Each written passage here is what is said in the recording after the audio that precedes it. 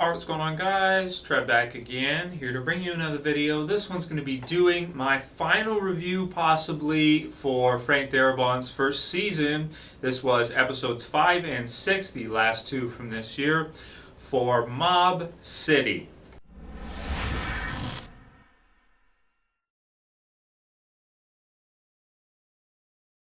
Okay, so this one I'll keep as non-spoilerish as possible, so those of you who have not seen these two episodes yet or Mob City yet, don't worry, I won't ruin anything for you if you still intend to watch it. It's just aired, and with this one, I know a lot of people haven't checked it out. I believe the weekly ratings for it have been really low, like somewhere around 2 million, 1.5 million, that type of thing. Granted, it is TNT, so I don't believe it's viewable outside of the US. I know here in Canada, I don't think you can normally get TNT unless you order it specially or have some kind of, satellite or whatever, but basic cable, I don't believe in the UK or in Canada or most countries has TNT as a channel.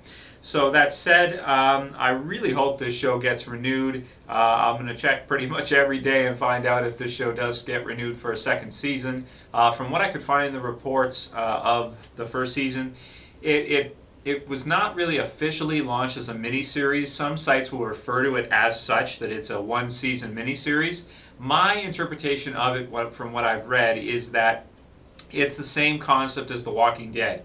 They're doing one season of 6 episodes to find out if the show will work, and if it does, they will continue with a second season. Now, those of you guys who have been watching my reviews kind of know how I feel about the first 4 episodes, or really since they're putting the 2 back to back.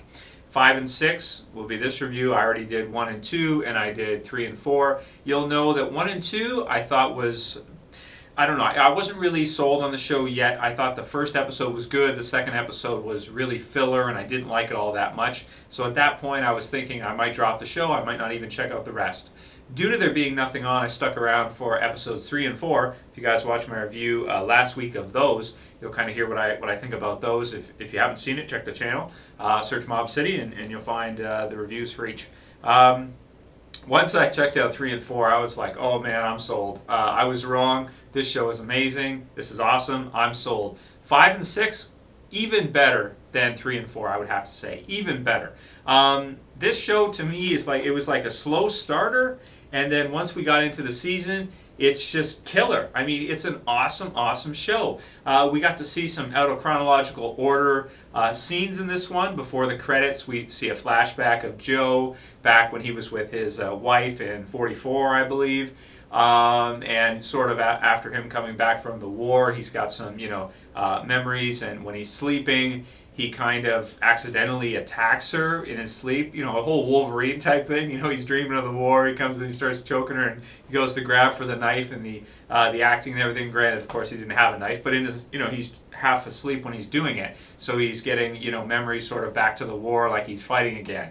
And it reminded me of The Walking Dead Season 1 when you have the flashback at the end of the season when Shane saves Rick by pushing the bed up against the door so the walkers can't get into the room where Rick is in a coma sleeping.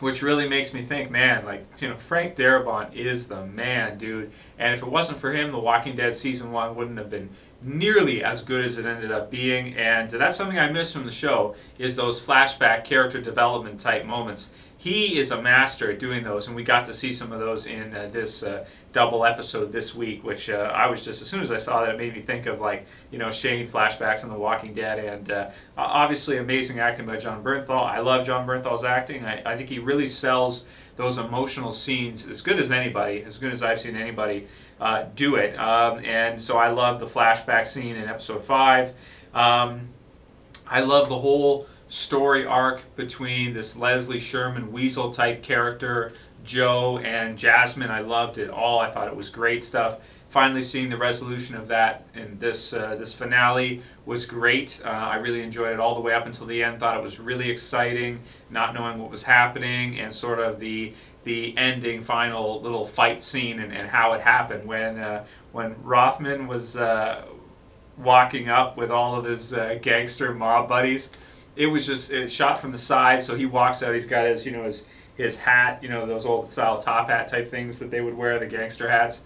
And like as he's looking around, all these guys start following him, other gangsters as they walk up to it. Oh, it was just such a cool visual scene just to see how badass he is as a character. Him and with Joe in this episode, the fight they have and everything that goes on with that. Really, really exciting stuff. Loved it very much. And of course the big reveal, which non-spoilers, refers back to the first episode in that basically Jasmine finds out something about Joe and something he's done in the series and responds to it emotionally. Awesome. Very well written. Ties back in nicely to the first episode, and really, really enjoyed everything to do with that. So that was mainly episode 5. Of course, there was a lot of other stuff with with the cops and with Captain. Let's actually, I forget his name, the police captain, and everything that happens with him. Enjoy that too. That was all good. In the episode 5, you have the big gun battle over the guy that can pin Rothman, right? I think so. Yeah, the busboy type guy.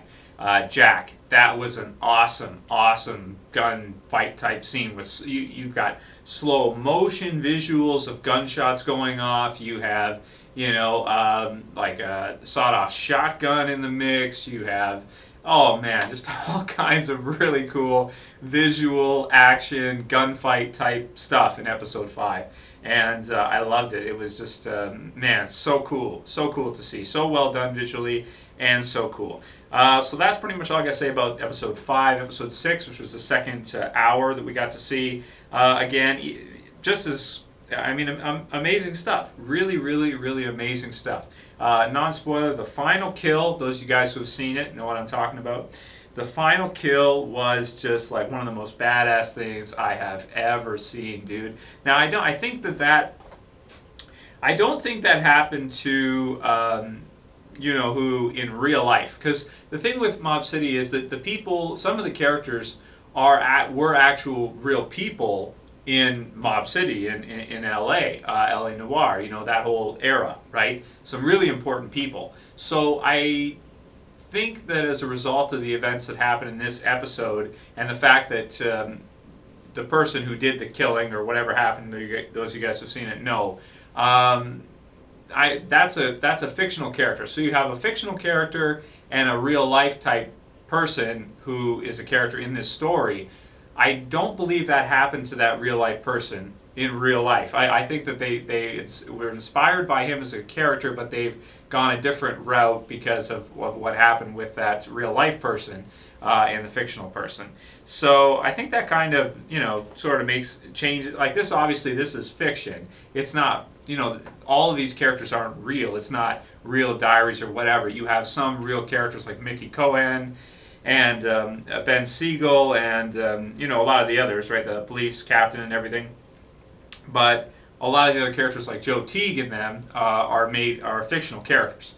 So, but that threw me through a loop where they went with that, and I really enjoyed the actual finale and what happened with it. It was just like an awesome holy shit win moment, and it's cool to see because as a fan of The Walking Dead, obviously, and of Jon Bernthal as Shane in The Walking Dead, you see him lose at the end, right? He loses, of course, to Rick when you look at it. So it's cool in this one to see them go the other way with him and him to actually, win for a change. So that's cool, and I really, really enjoyed that. Let's see what else. So amazing visual effects of the gun battle, the gun battles. There's a point where you see an eyeball that gets blown out of a guy's head, and it's like on the floor. Just awesome visuals, awesome effects, and really, really amazing stuff. What happened with Jasmine now, and what they'll do if they do a season 2 with her as a character, I don't know. That's a tough one to say.